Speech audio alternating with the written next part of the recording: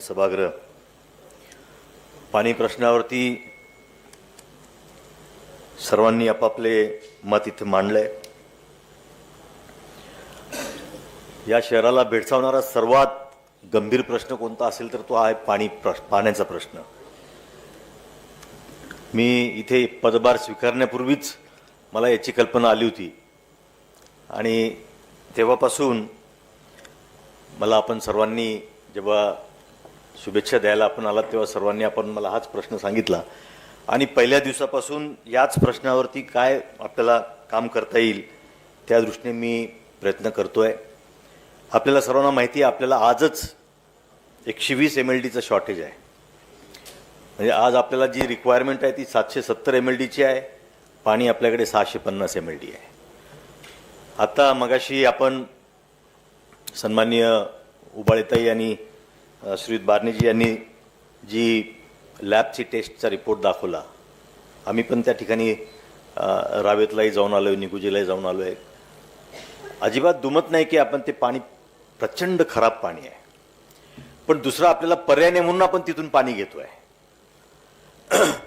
आता जे पर्याय आपल्यासमोर आहेत त्याच्यामध्ये सर्वात महत्त्वाचा जो एकतर याच्यामध्ये अडचण आपली अशी आहे की वारंवार आपण ही बाब MPCBला निदर्शनास आणून दिली आहे, सगळ्यांना निदर्शनास आणून दिली आहे की आपल्याला जे पाणी येतं आहे ते वरचे जे गावं सर्व आहेत, जवळजवळ 27 ते 28 गाव आहेत, ते कोणीही पाणी ट्रीट करत नाही। सर्व सिवेज त्यांचं जसंच तसं नदीमध्ये येतं।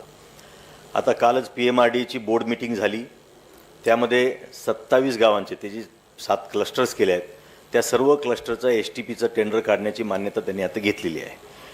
त्यामुळे त्या गावांना जेव्हा STP पूर्णपणे ऑपरेशनल होतील तेव्हाच हा आत्ता जो प्रश्न आहे आपल्याकडे रावेतचा जो प्रश्न आहे तो सुटेल। तोपर्यंत हे पाणी आपल्याला असंच येत राहणार आहे आणि आपल्याला असंच ट्रीट करावं लागणार आहे। दुसरा, आपल्या लेवलला जे काय कारवाईची आपण जी आपल्याला कारवाई करायची आहे ती म्हणजे मगाशी मुद्दा निघाला हाऊसिंग सोसायटीच्या STP बद्दल। आपल्याकडे जवळजवळ 452 च्या आसपास हाऊसिंग सोसायटी आहे ज्यांच्याकडे STP आहे।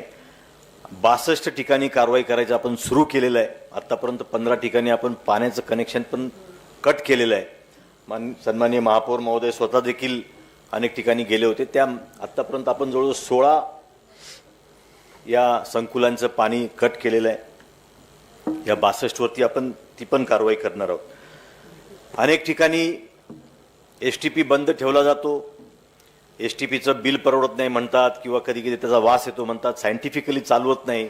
वास्तविक आता STP चालवणं हे बंधनकारकच आहे, पण ते न चालवल्यामुळे ते पाणी सरळ नदीला सोडलं जातं, त्याच्यातून देखील सिवेज निर्माण होतं, त्याच्यातून देखील हा पाण्याचा प्रश्न निर्माण होतो। आता सर्वात इमिजिएटली आपण जे करू शकतो आहे ते म्हणजे भामा आसखेडचं पाणी उचलणं।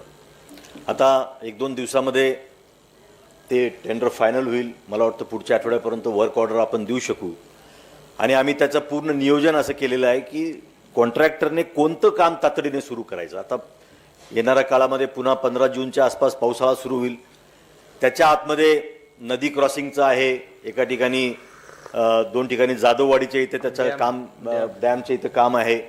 हे सर्व स्पॉट आम्ही आयडेंटिफाय करून कॉन्ट्रॅक्टरला आल्या पण त्याला कोणतं काम करायला लावायचं, किती मशिनरी त्याने आणली पाहिजे, सर्व मायक्रो प्लॅनिंग आपण केलेलं आहे। जसं पक्षनेते शितोळे साहेब म्हणाल तसं 6 महिन्याच्या आत कोणत्याही परिस्थितीमध्ये दोन्ही कॉन्ट्रॅक्टर्सने काम पूर्ण केलं पाहिजे असा आपण प्रयत्न करणार आहोत। त्या पद्धतीचा आपण त्यांच्याकडनं दर आठवड्याचं प्लॅनिंग घेणार आहोत। पट CPM जे काय आपण त्यांच्याकडनं प्लॅनिंग घेऊ त्याच्याप्रमाणे दर आठवड्याला रिव्ह्यू घेऊन त्याच्या मागे विशेष अधिकारीच त्या कामाच्या मागे रिव्ह्यू घ्यायला असतील आणि ते काम आपण मार्गी लावू। आंध्रा जॅकवेलचं आपल्याला जमिनीचा आपण मगाशी म्हटलं तो आपल्याला जमीन त्यांनी मंजुरी दिलेली आहे, फक्त त्यांनी काही रक्कम आपल्याला भरायला सांगितलेली आहे। ती रक्कम देखील आपण 1-2-3 दिवसामध्ये आपण जी कॅल्क्युलेट केली ती रक्कम आणि त्यांच्या रकमेत थोडा फरक आहे, पण त्यांच्याशी बोलून ती रक्कम आपण भरून जॅकवेलची जागा आपण ताब्यात घेऊ। आंध्राच्या बाबतीमध्ये जॅकवेलचं आपल्याकडे DPR तयार आहे, पाईपलाईनचं सुद्धा तयार आहे। त्याचं सुद्धा आता मी अधिकाऱ्यांना गेल्या 15 दिवसापूर्वी सूचना दिल्या आहेत की जागा येण्याची वाट बघू नका, आपण सगळी तयारी करून ठेवू, जागा जशी ताब्यात येईल तसे आपलं टेंडर जसं आम्ही भामा आस्केटचं केलं, निर्णय घेतला, 3 दिवसाच्या आत आम्ही टेंडर फ्लोट केले त्या पद्धतीने, आणि ते शॉर्ट टेंडर आपण फ्लोट केले 7-8 दिवसाचे, आणि त्याच्या आपण कारवाई आता करतो आहे. त्याचप्रमाणे आंध्राचं देखील आमची सर्व तयारी आहे अधिकाऱ्यांची. जशी जमीन ताब्यात मिळेल तसा इमिजिएटली जॅक्वेल आणि पाईपलाईनचं आपण टेंडर काढू. सर्वात महत्त्वाचा आपल्यासाठी विषय जो आहे तो आता 2007-8 पासून स्टे होता, 9 पासून स्टे होता, 23ला स्टे उठला, तो म्हणजे पवना बंद पाईपलाईनचा. कारण तो आपला एक शाश्वत असा आपला सोर्स असणार आहे, स्वच्छ पाण्याचा सोर्स असणार आहे. तर पवना बंद पाईपलाईनसाठीची आपली सर्व DPR आपलं सर्व तयार आहे. आपण तो अर्बन चॅलेंज फंडमध्ये गव्हर्नमेंट ऑफ इंडियाला पण पाठवलेला आहे. गेल्या महिन्यामध्ये मी जॉईन झाल्यापासून आत्तापर्यंत जवळजवळ 5 ज्या मल्टीनॅशनल एजन्सीज आहेत ज्या आपल्याला कर्ज पुरवठा करू शकतात, KFW आहे, वर्ल्ड बँक आहे, जायका आहे, नॅफिड आहे, या सगळ्यांच्या सोबत माझ्या 2-2 तास चर्चा झाल्या. त्यांना मी प्रेझेंटेशन दिलेलं आहे, त्यांना सर्व प्रोजेक्ट समजून सांगितलेलं आहे. आणि काल की परवा जवळजवळ 3 बँकांचे, नॅफिड आणि अजून 2-3 संस्थांचे आपल्याला इन प्रिन्सिपल अप्रुव्हलसुद्धा आलेले आहेत. म्हणजे आपण पवना बंद पाईपलाईनचं काम करण्यासाठी निधीची कमतरता आपल्याला कुठलीही पडणार नाही. आपण निधी उपलब्ध कसा करणार आहोत याचं सर्व नियोजन आहे. आंध्राच्यासाठी सुद्धा आपण तरतूद ठेवलेली आहे, परंतु ती तरतूद जरी कमी असली त्याच्यासाठी सुद्धा आपण कशा प्रकारे निधी उभारणार याचं सर्व नियोजन आमचं तयार आहे.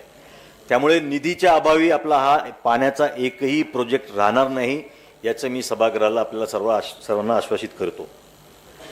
अजून एक महत्त्वाचा चासकमानचा स्वॅपिंगचा जो इश्यू आहे की चासकमानमधनं जे आपण पाणी जातं आहे तर त्याचा आपल्याला MIDCच्या आणि आपला तो स्वॅपिंगचा एक धोरणात्मक निर्णयासाठी शासनाला आपण प्रस्ताव दिलेला आहे.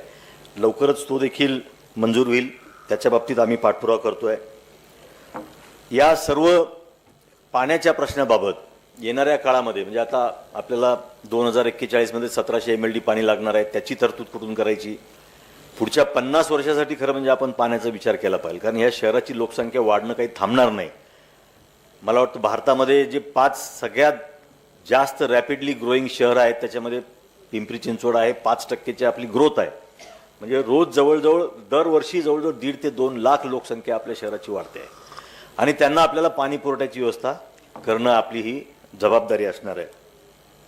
या संदर्भात ED आपले जे आहेत कृष्णा खोरेचे धुमाळ साहेब आणि डिव्हिजनल कमिशनर आम्ही येणाऱ्या ह्या खरं म्हणजे काल बैठक त्यांच्यासोबत माझी ठरली होती, परंतु माननीय मुख्यमंत्री महोदयांकडे बैठक असल्यामुळे धुमाळ साहेबांची आणि विभागीय आयुक्तांची बैठक आम्ही आता येणाऱ्या 2 दिवसामध्ये करणार आहोत. त्याच्यामध्ये कुठून आपल्याला म्हणजे आता हे तर झालं जसं शितोळे साहेब म्हटले की 1700 MLD आपल्याला आहे, आपण 870-890 पर्यंत आपण आलो आहोत, पण पुढचे 800 अजून कुठून आणायचे, मग ते कुठल्या कारण आपल्याला सर्वांना कल्पना आहे की या पुणे जिल्ह्यामधले जे काय धरणांची आता परिस्थिती आहे याच्यामध्ये नवीन आपण कुठलीही धरण वाढ करू शकणार नाही. आहे त्याच पाण्यामध्ये, आहे त्याच धरणांच्या पाण्यामध्ये पुणे शहर, पिंपरी चिंचवड, PMRD एरिया ह्या सर्वांचं उद्या जाऊन चाकण, तळेगाव हे सुद्धा मोठे शहर होत आहेत.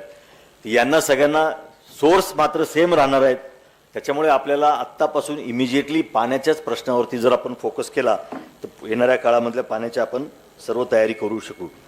आणि त्याचबरोबर टर्शियरी ट्रीटेड वॉटरचं पण आपण PPP तत्वावरती, कारण त्याला आपल्याला PPP मोडवरती आपल्याला तिथे आपला निधी टाकण्याची फार गरज पडणार नाही, कारण तिथे त्याला जो कोण PPP तत्वावर येईल त्याला त्याच्यातून पैसे मिळतील. म्हणून PPP तत्वावरती आपण टर्शियरी ट्रीटेड वॉटरचं देखील त्याचे पण आपलं DPR तयार आहे, ते पण आपण करणार आहोत. त्याचप्रमाणे आपल्याला सर्वांच्या मनामध्ये प्रश्न असतो की आता इतकं घाण पाणी आहे, परंतु आपण जेव्हा पाणी देतो आहे ते पाणी सर्व आपण त्याचे सर्व जे पॅरामीटर्स आहेत ते सर्व चेक करून त्याचप्रमाणे आपण ते पाणी देतो आहे. आणि त्याच्यामुळे आपल्याला जरी त्याच्यामध्ये खूप केमिकल्स वगैरे आपण म्हणताय, परंतु जे सायंटिफिकली ट्रीटमेंट करण्याचे आहे ते आपण सर्व करतो आहे आणि त्याप्रमाणे आपण पाणी देतो आहे. त्यामुळे येणाऱ्या काळामध्ये हे प्रोजेक्ट्स विशेषतः भामा आस्केड, पवना बंद पाईपलाईन आणि आंध्राचा पाईपलाईन आणि जॅकवेल हे 3 प्रोजेक्ट्स जर आपण या 2 वर्षामध्ये करू शकलो तर निश्चितपणे आज जो प्रश्न आपल्याला भेडसावतो तो निश्चितपणे कमी होईल. धन्यवाद. पाहत रहा महा ई न्यूज, लढाई सत्याची, लोकशाहीच्या हक्काची.